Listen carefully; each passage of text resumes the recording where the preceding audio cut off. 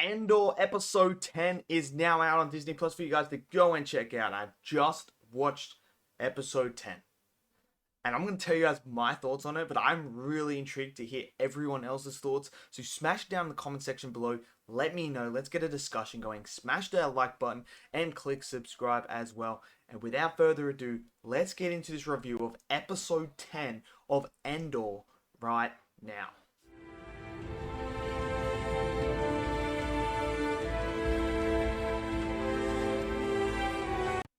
Okay, so episode 10 is officially done and dusted. We finally got there. It finally came out. Bit late because of all the election stuff going on in the States. So it finally dropped. And look, I have loved all 9 episodes leading up to this. Last week's episode I thought was the best episode of the season so far. It just was a perfect build-up to this episode. And that ending with Andy Serkis and Andor there. And they're having that conversation. And he's like, so how many guards? And he's like, no more than 12. Never more than 12. I'm just sitting there, I'm like, bro, why do I have to wait a week for Andor? Why do I have to wait a week for episode 10? Why? But we finally got to it. So this episode is majority about the prison.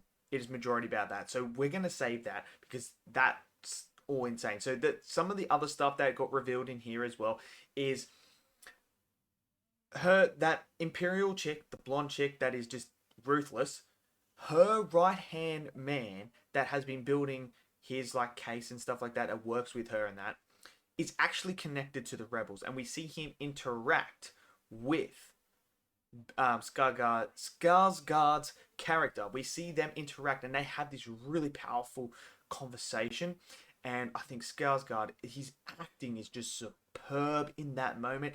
How he's basically saying, when he gets asked, yo, what are you sacrificing? I'm sacrificing I'm living a double life here. What are you sacrificing? And when he gives that speech to the guy about how he sacrifices everything, I'm not going to see the sunrise.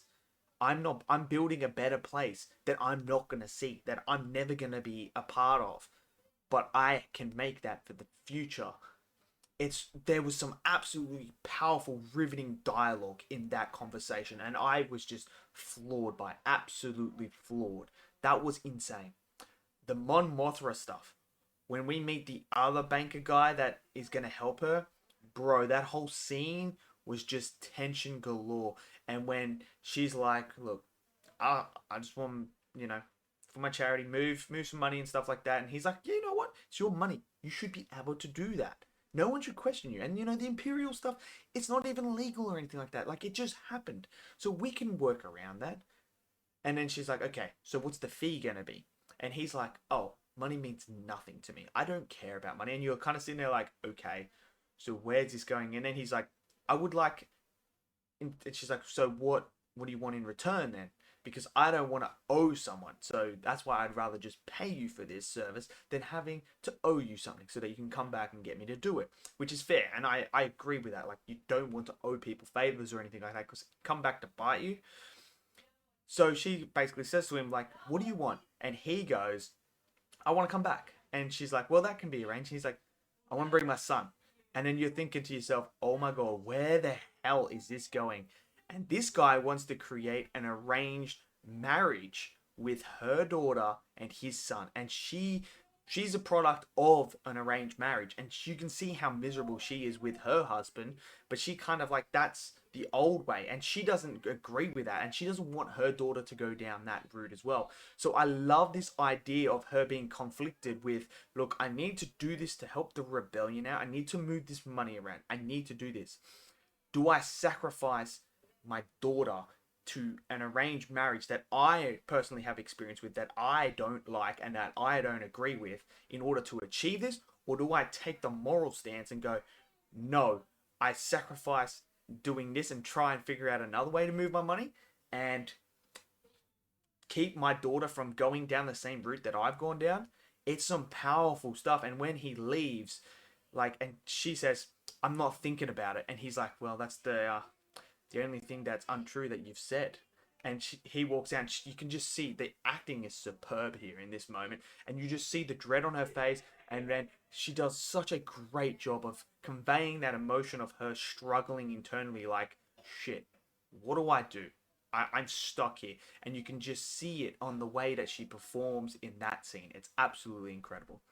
Now let's get to the juicy part, the stuff with the prison. We basically start this whole episode with the prison scene and them getting ready. They walk in and everyone's like asking like, what's going on, like what happened to him. And Andor's pushing Andy Serkis's character, just pushing and pushing and pushing, like, you need to tell them. And then he snaps and he's like, look, no one's getting out of here. They killed all these people. We are getting out. Tomorrow we are getting out. So they have formulated this plan and they're gonna execute it to get out. And I'm sitting there, I'm like, yo, this is gonna be absolutely insane. I cannot wait for this. I've never been invested in a prison break in my whole entire life like I was for this scene. I was on the edge of my seat. I could just feel it. I was like, bro, how the hell am I so invested in this prison break scene? But I am.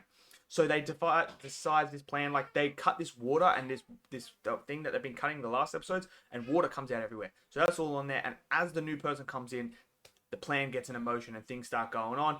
And when they turn on the thing, the water actually kills all of the electronics and everything like that for that particular room floor, and it's game on. There's nothing they can do about it. So the fight begins. A lot of people die. A lot of people are getting shot and stuff like that. But they do eventually take it over. They start to free everyone, which I absolutely loved as well. And they make their way up to the control center. And this is like this, mate. If you need someone to pump you up and give you a freaking motivational speech and pump you right up for the day, Andy Serkis is the fucking man to do that. Bro, that speech he does to everyone in the complex about rising up, taking the opportunity, only one way out. Oh my god, I had chills. I had goosebumps. And when he's sitting there and he's like, oh, yo, this is who I am. I'm from this level. And then Andor's like, that's the best you got? Like, come on, man. It's got to come from you. You're the person that has to lead us. And when he just delivers that speech, I'm sitting there, I'm like, bro, this is powerful. I was like, yo, I want to be in that prison scene. I want to be in the prison and breaking out with them. Like, that's how pumped I was. So they get there and they open it up, and obviously they got to jump in and swim to the shore. You can see the shoreline, they got to swim there. And this scene broke me. Absolutely broke me. Bro, there's also sand there, everyone's jumping in and that. And then Andor turns to Andy Serkis and he's like, I can't swim. I can't swim. And I'm sitting there, I'm like, no, don't, no, you can't do that. You can't do that to me. Like, no, you can't. So Andor gets pushed off and that, and we never see Andy Serkis' character jump off or anything like that. So we have no, because at the end we just see Andor and the other guy just running on the sand and that, trying to get out. So they're free, like everyone's free in that. But we never see what happens to Andy Serkis' character. And I'm just like, bro, I love that character. I absolutely love that character. I hope he makes it. I hope we see more of him because I absolutely loved him. He was so good, and I want to see more of him. Another thing that I almost forgot is when Skarsgård is actually talking to that Imperial officer guy who's working a double agent. When he says like, yo, he's telling him like, this is what they did with your rebel pilot, and like they're gonna take the bait and slaughter all these people.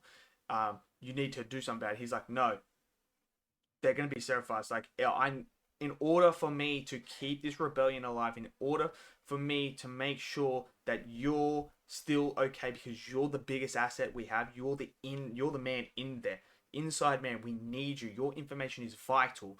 And it is worth 50 people losing their lives in order to keep you there. Like, that is some fucking insane shit. And it shows you that the rebellion has to make tough decisions as well. This is what I mean. Andor is just absolutely outstanding. Best storytelling in Star Wars since the original trilogy. Just the moral dilemmas that every character faces, that they have to go through. Like, I have to sacrifice this in order to gain this. Do I do that? Really testing their moral complex and their moral compass, which I absolutely love, and we have not seen to this degree in Star Wars. It's phenomenal, and I I'm loving it. Absolutely loving it. So let me know in the comments below what you guys think of this episode. Did you love it as much as I did? Smash it down below. Smash that like button. Click subscribe. And I'll see you guys next video. Until then, stay safe. Peace out.